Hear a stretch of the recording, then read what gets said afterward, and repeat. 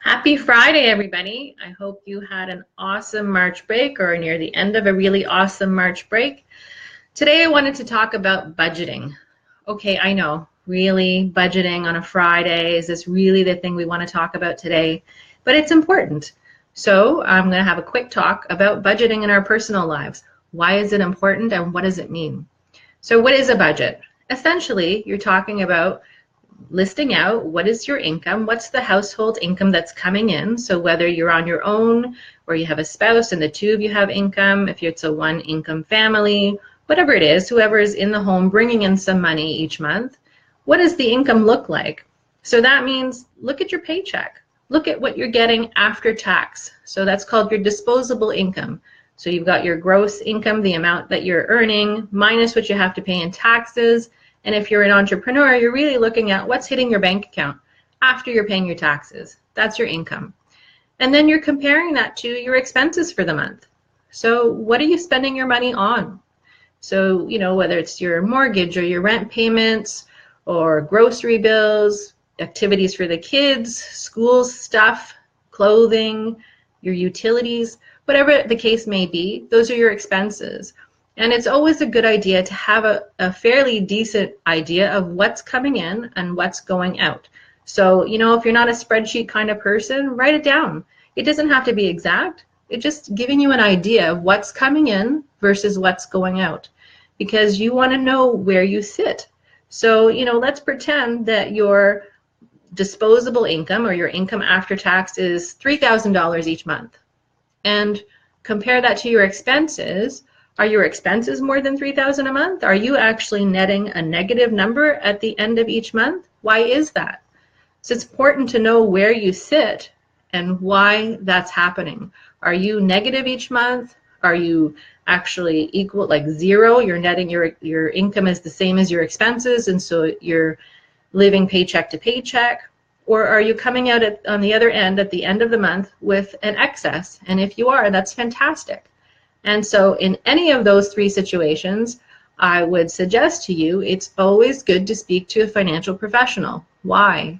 So if you're in the negative position, why is it happening? Have somebody help you through your budget, your situation, and figure out why you're in that negative position and what can you do to improve so that you're feeling more comfortable.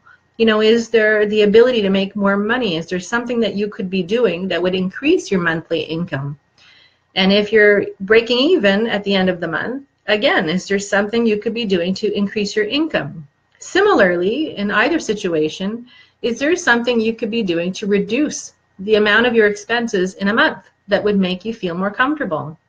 So, for example, like what are you spending your money on? Again, there's needs and there's wants. What do I mean by that? Well, your needs are your basic things that you need each month. You need shelter, so whether it's rent or mortgage. You need food, you need something to drink, and juice, water. You need your heating, you need air conditioning in the summer. Those are needs. You have to have those things to live. Your wants are the extras. So how many of us go to work each day and we buy a coffee? It's just a natural part of our life. Have you ever stopped to think how much money you're spending on that coffee? Let's pretend you're one of those people that needs 3 coffees a day. And let's pretend that you're not going to any really expensive places for coffee, but you're just getting the average coffee, $2 for a cup. And if you're getting 3 cups a day, that's $6 a day. Seems like nothing, right? Seems like nothing. $6 a day, who cares? Well, add that up. $6 a day times 5 days a week at work is $30 a week times 4 weeks in a month, $120. Did you ever stop and think or realize that you were spending potentially $120 on coffee in a month? I would be willing to bet that that's a pretty decent grocery bill for a week for some families. Just imagine. We spend all this money and sometimes we don't even really realize what we're spending or what we're spending it on. Could you cut down 3 of those cups of coffee down to 1 cup of coffee a day? I bet you'll feel a little better just physically. But imagine saving $4 a day. Again, times 5 days a week is $20. Times 4 weeks in a month, what's that? $80. We're saving $80 a month on coffee What could you use that $80 for? Well, if you're in a negative position at the end of the month, suddenly you've found $80 each month that might make you break even. Or if you were breaking even before, suddenly you've got an extra $80 showing up at the end of each month that you can do something with or you can save. So it's these small things that sometimes we don't really think about at the moment, but they add up. Little bits add up over time, and you'd be surprised at how quickly, if you start putting a few dollars away, every week, every month, it adds up over time. And you might start feeling a lot better about your financial position if you just step back and take stock of where you are, what's happening in your life. And this can be really important in a time of divorce. You've got to evaluate where you stood financially before the divorce and where you're going to stand after the divorce. How is this going to impact your everyday life? What can you do to make yourself a little bit more financially comfortable to be able to endure the divorce and be okay? And it's okay to ask for help, right? That's why we're out there. That's why financial professionals are there. They're there to help you. And, with my clients, when we go through mediation or in my divorce coaching practice, we walk through the numbers. I sit down and explain them to my clients, and we walk through different scenarios, and we walk through their budgets, and we walk through, why are you feeling a pinch?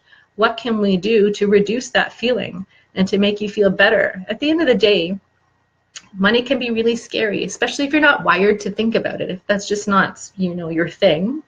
Sometimes you need help, and it's okay to ask for help. But I'm challenging you today. I am challenging you to do yourself a favor and do a budget for yourself. And again, we don't need to be by the penny. This is just to give yourself an idea. Think through and write down, what's my income every month? What am I taking home, minus the taxes, that is available to me to spend?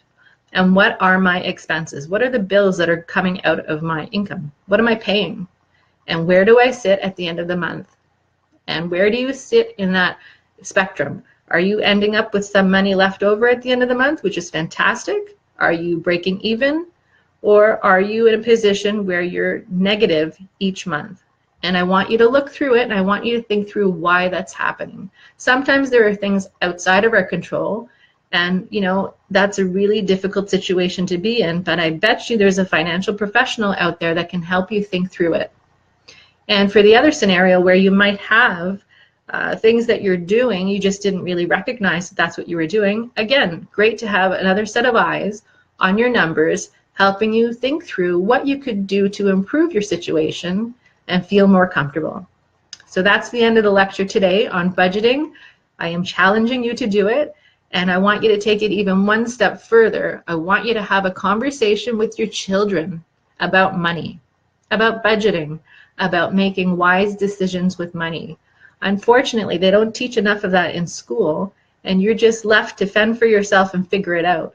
And how great it will be when your children already have some knowledge because you took the time to sit down and explain money to them. They can be so much more wise with their decisions, knowing that they've got this information that came from mom and dad that explained what they should think about when they're spending. And that's enough for today. Have an awesome weekend. Take care.